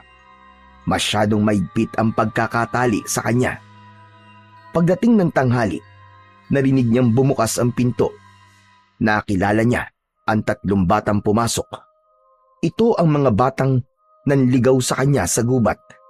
Napansin niyang para silang galit. Tinatanong siya kung bakit pa siya bumalik. Para siyang binuhusan ng malamig na tubig nang malaman niya ang totoong kwento kung bakit siya iniligaw ng mga batang yon. Plano pala talaga ng mga ito na maligaw siya at hindi na makabalik ng baryo. Binalak pala siyang iligtas ng kanyang mga kalaro. Bigla siyang nanghinayang. Naisip niyang kung nakinig na lamang siya sa mga ito, kung pinili niyang maniwala, marahil sila ay hindi mahuhulog sa bitag ng kanilang sariling kadugo. Parang awa niyo na. Iligtas niyo ako. Iligtas niyo ang kuya ko. Ngunit umiling ang mga kasama niya. Sinabi ng mga ito na hindi nila pwedeng gawin yon dahil sila na ang mananagot kapag may nakaalam. Iniwanan siya ng 3 bata matapos silang humingi ng pasensya. Dumating na ang oras ng kasal. Ang buong baryo ay nagtipon sa isang maluwag na bulwagan. Ang buong lugar ay napapalibutan ng kulay pulang tela. Sa harap ay may mahabang altar na puno ng kandilang itim at insensong umaaso. Nagbibigay ng kakaibang amoy sa buong paligid. Ipinasok si Rans at David sa bulwagan. Wala silang magawa kundi ang sumunod.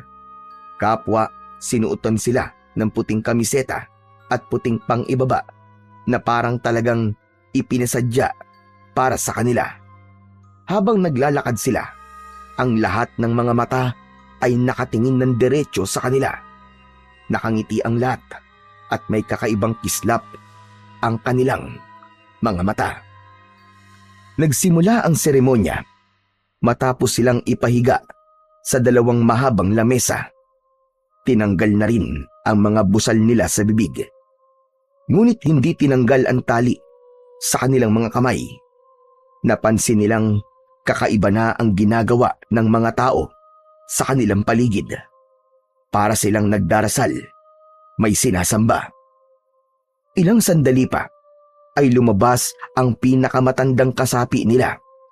Bumigkas ito ng salitang hindi nila maunawaan ni Rans, ang mga salitang parang sinaunang orasyon.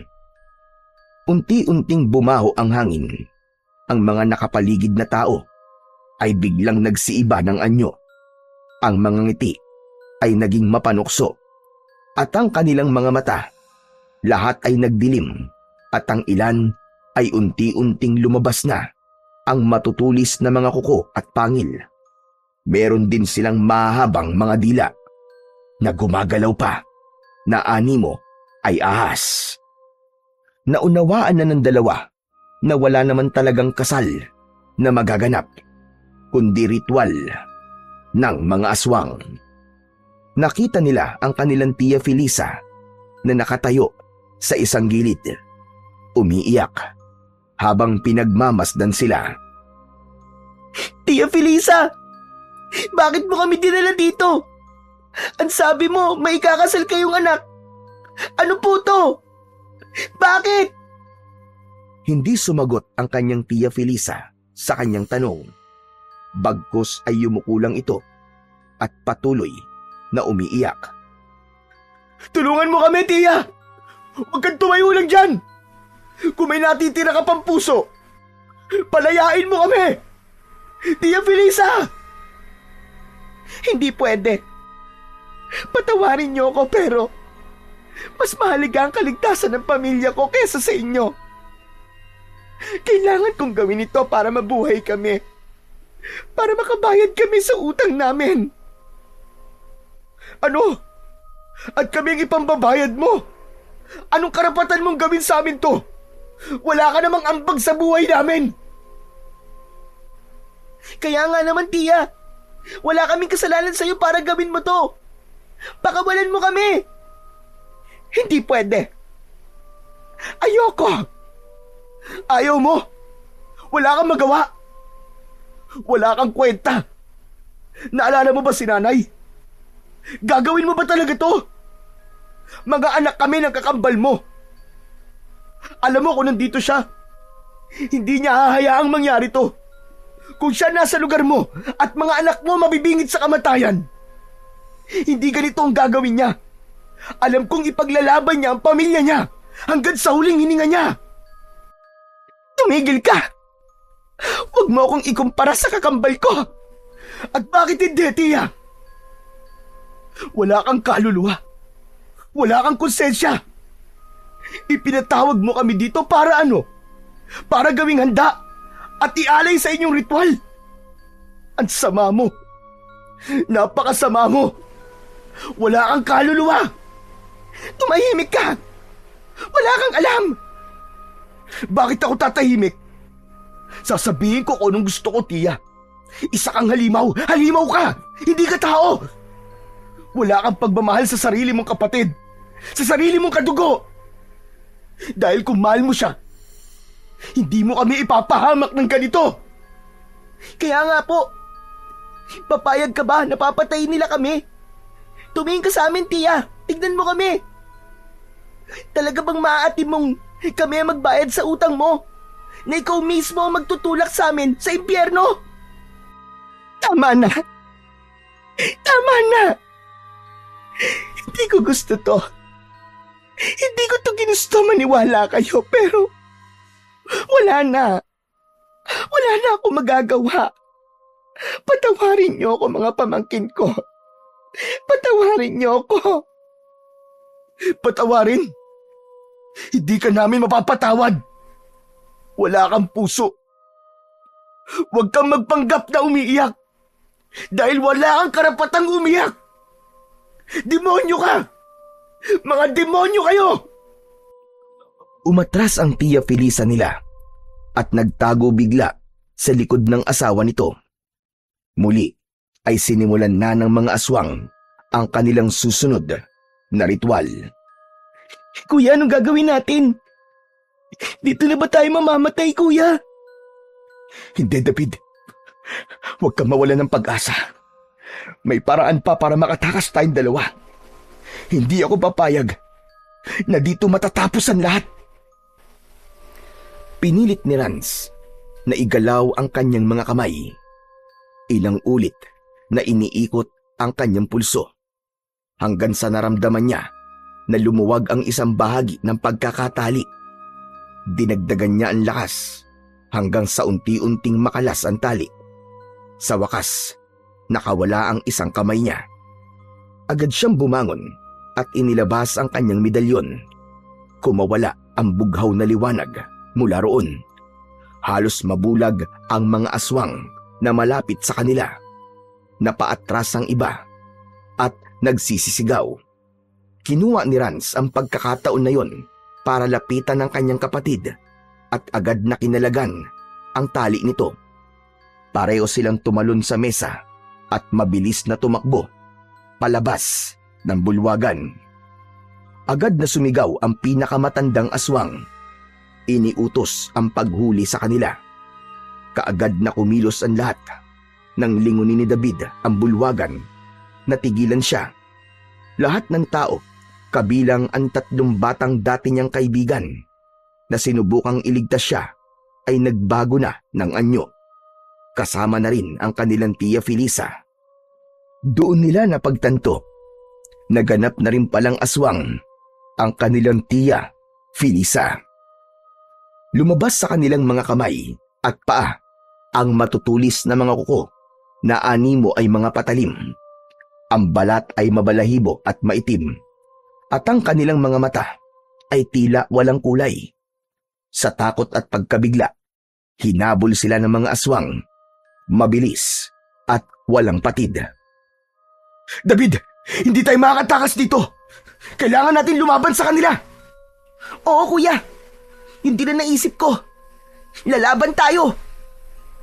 Mabilis na nakahabol ang mga aswang sa kanila. Agad silang pinalibutan ng mga ito. Napahinto silang bigla at hinawakan ni Rans ang balikat ng kanyang nakababatang kapatid. David, wala na tayo mapupuntahan. Kailangan na natin tong gamitin.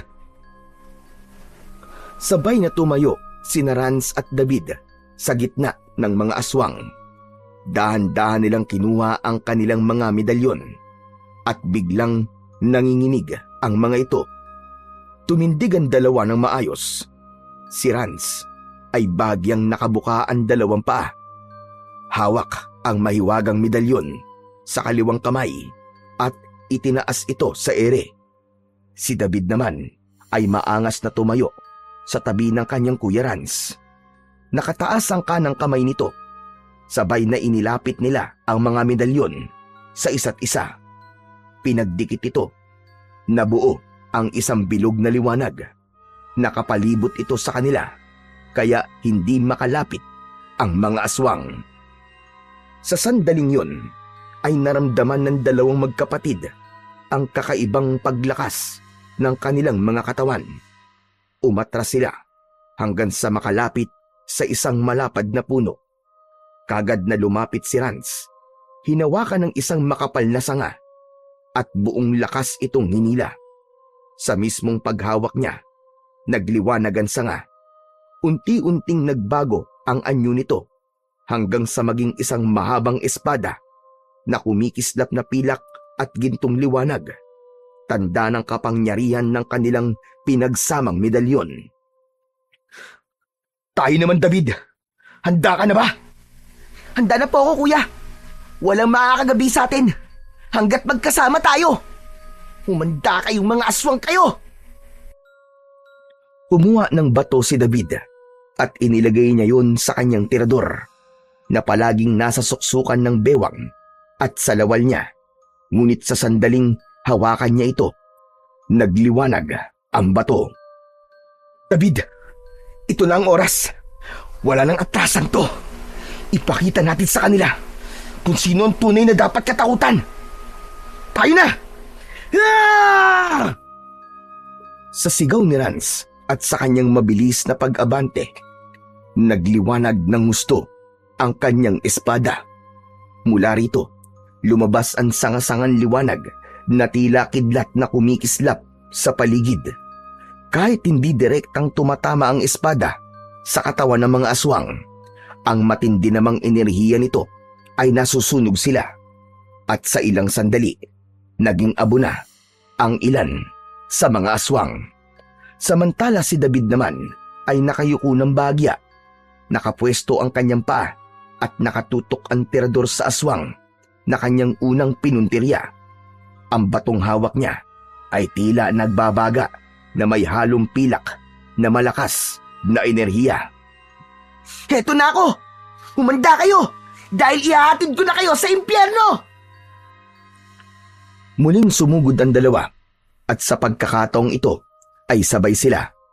Si Rans humakbang pa ng pasulong at iwinasiwas ang kanyang espada. Sa unang wasiwas ay 3 aswang ulit ang natamaan nito at naputol sa gitna ang kanilang mga katawan. Nagliyab sila pagkatapos at naging abo.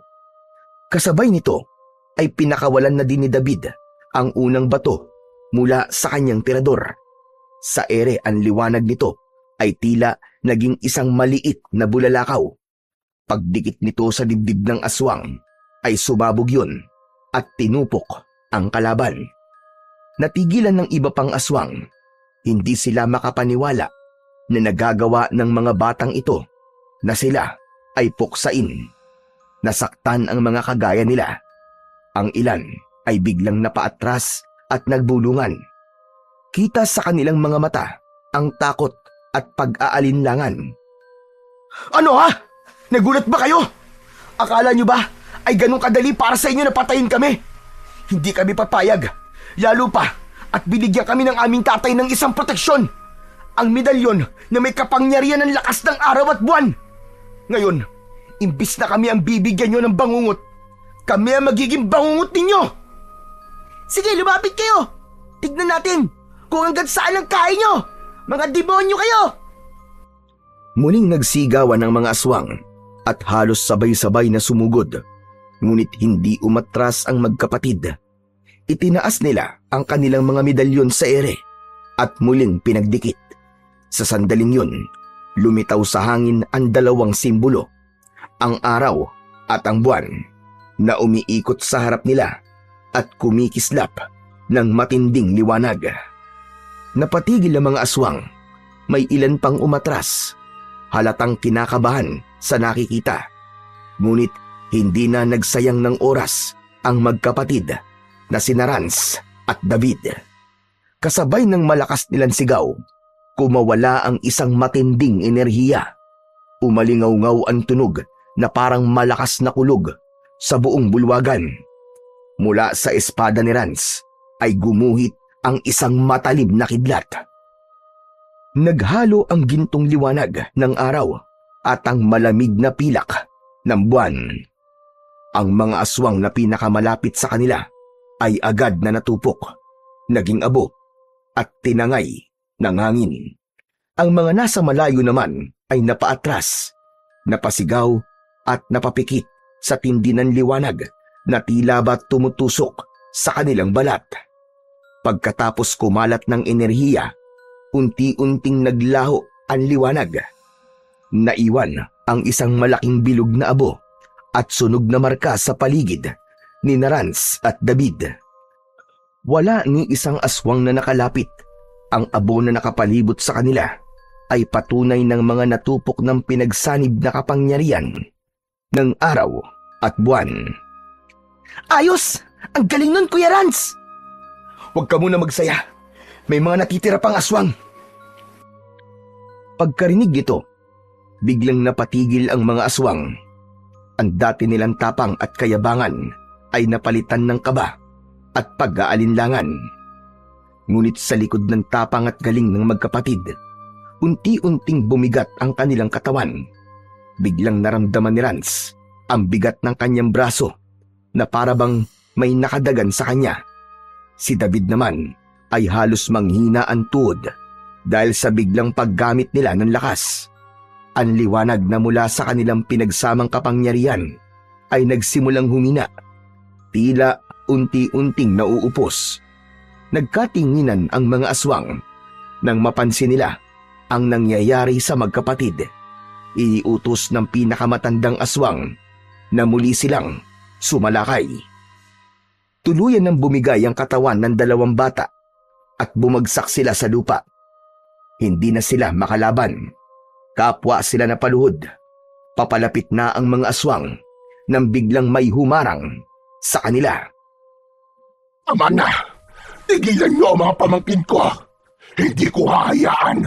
Nasaktan niyo sila! Lumaban si Felisa ng buong lakas. Sinunggaban niya ang ilan sa mga aswang. Pinunit ang kanilang mga katawan gamit ang sariling mga kuko at pangil. Ngunit dahil sa galit ng pinakamatandang aswang, inutos nitong patayin si Felisa. Sabay-sabay na sumugod ang mga aswang. Pinilit ng babae ang lumaban, pero sa dami ng sumugod sa kanya, wala na siyang naging laban. Sa huli, bumagsak siya sa harap ni Rans at David. Mga pamangkin ko, patawad. Patawad sa lahat ng nagawa ko. Tandaan niyo, mahal na mahal ko kayo. Tuluyan na ngang pumikit ang kanilang tiya Felisa. Nang makitang patay na ang babae, sumugod din at nakipaglaban ang asawa nito at ang kanyang mga anak. Ginamit nila ang lahat ng lakas laban sa kapwa nila aswang. Ngunit sa kasawiang palad, isa-isa silang bumagsak at namatay. Hindi! Mga walang hiya kayo! Biglang sumugod ang pinakamatandang aswang. Nakatuon ang pansin nito kay Rans. David, kaya mo pa ba? Tumakbo ka na, dali! Sige na! Hindi, kuya. Hindi kita iiwan. Kahit nakaluhod at halos wala ng lakas, pinilit ni David na pulutin ang isang maliit na bato sa ibaba niya. Mahina siyang umusal ng isang orasyon habang inilalagay ito sa kanyang tirador. Pinakawalan niya ang bato at saktong aabutin na sana ng aswang. ang kuya niyang si Rans. Tumama ito sa gitna ng noo ng aswang at tumagos ito sa kanyang ulo. Agad na bumulwak ang itim na dugo. Bumagsak ang halimaw. Agad na nagsitakbuhan ang mga natitira pang aswang, pero may humarang sa kanila ulit. Isang matandang lalaki. Nakilala agad ito ni David. Walang makakatakas! Lahat kayo ay dapat na mamatay! Nabaling ang tingin ng mga aswang sa kanya. Ang ilan ay nagngangalit ng ngipin, handang umatake. Ang iba na may napaatras, halatang natatakot sa matanda. Humakbang si Katasyo pasulong. Hawak ang kanyang tungkod. Bigla siyang naglabas ng isang maliit na sisidlan mula sa kanyang bewang at itinapon ng laman nitong pulbos sa hangin. Pagkalat ng pulbos, nagsisigawan ng mga aswang na parabang nasusunog ang kanilang mga balat. Isa sa kanila ang nagpilit na sumugod, ngunit mabilis na hinampas ng matandang lalaki ang kanyang tungkod. Sa di maipaliwanag na lakas, naputol ang braso ng aswang. Tumayo kayong dalawa! At ikaw, Batang Bertudes, bigkasin mo ang dasal para muling bumalik ang inyong lakas! Po! Sabi ko na, ngayon na! Dahan-dahang itinukod ni David ang kanyang kamay sa lupa at sinubukan tumayo. Nakita niyang si Rans ay nakaluhod pa rin. Pinikit niya ang kanyang mata at inalala ang orasyon na itinuro ng kanyang ama na maaaring gamitin sa ganung pagkakataon. Habang binibigkas niya ang bawat salita, unti-unting bumalik ang liwanag ng kanilang mga medalyon. Kasabay nito, bumalik na rin ang kanilang lakas. Nagtama ang kanilang tingin. Sige na! Paslangin niyo na mga aswan bago pa sila makatakas! Muli nilang pinagdikit ang kanilang medalyon. Tulad kanina ay pinalabas ang pinakamalakas na kapangyarihan nito. At sa pagsugod na yon, halos wala nang natirang mga aswang. Ang naiwan na lang ay ang 3 bata na naging kalaro ni David. Agad na nilapitan sila ni Katasyo at pinatay. Napasigaw si David. Wag! Bakit niyo sila pinatay? Mababait po sila. Hindi sila katulad ng ibang mga aswang. Sinubukan pa nga nila akong iligtas. Kaya nila ako dinala sa gubat at iniligaw doon para hindi na ako makabalik sa baryong to. Ang mga batang yon, mga aswang sila. Hindi sila inosente. Matagal na nilang ginagawa yon upang mambiktima ng mga bata. Noon dinala ka nila sa gubat, hindi ka nila inililigtas. Gusto ka nilang gawing pagkain. Kung hindi ka naligaw, maaaring patay ka na ngayon. Nanahimik si David. Unti-unting naunawaan niya ang lahat. Ang awa na naramdaman niya para sa 3 bata ay nawala. Ako si Tasyo. Isa akong albularyo. Matagal na ako nagtatago dito sa gubat matapos nilang patayin ang mga apo ko at anak. Noon pa man, binala ko ng wakasan ang kanilang kasamaan. Ngunit dahil matanda na ako, hindi ko na nagawa yun. Kaya't nagmasid na lang ako at naghintay ng pagkakataong mabigyan ng hustisya ang mga mahal ko sa buhay. At ngayong nagawa na ninyong patayin ang lahat ng aswang, utang ko sa inyo ang katuparan ng aking pag-iiganti. Mang Tasyo, kayo ang dapat naming pasalamatan. Kung hindi dahil sa inyo, baka napatay na rin kami ng mga aswang na yan. Tumango ang matanda. Mula roon ay tinulungan sila ni Katasyo na makalabas ng baryo. Ligtas na nakauwi at nakabalik sila sa kanilang ama. Pagdating nila ay agad silang sinalubong ni Mang Celso. Walang paligoy-ligoy, ikinuwento ni Rans ang lahat ng nangyari. Labis na nanlumo ang kanilang ama matapos marinig ang mga yon.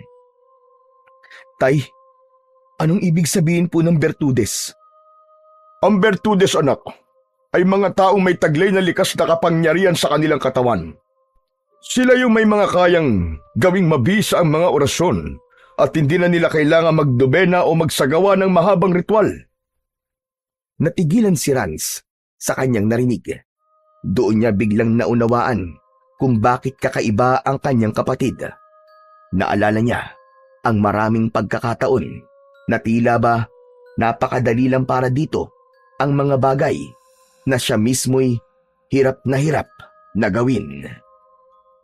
Hindi ito nagdulot ng inggit, bagkus ay lalong paghanga.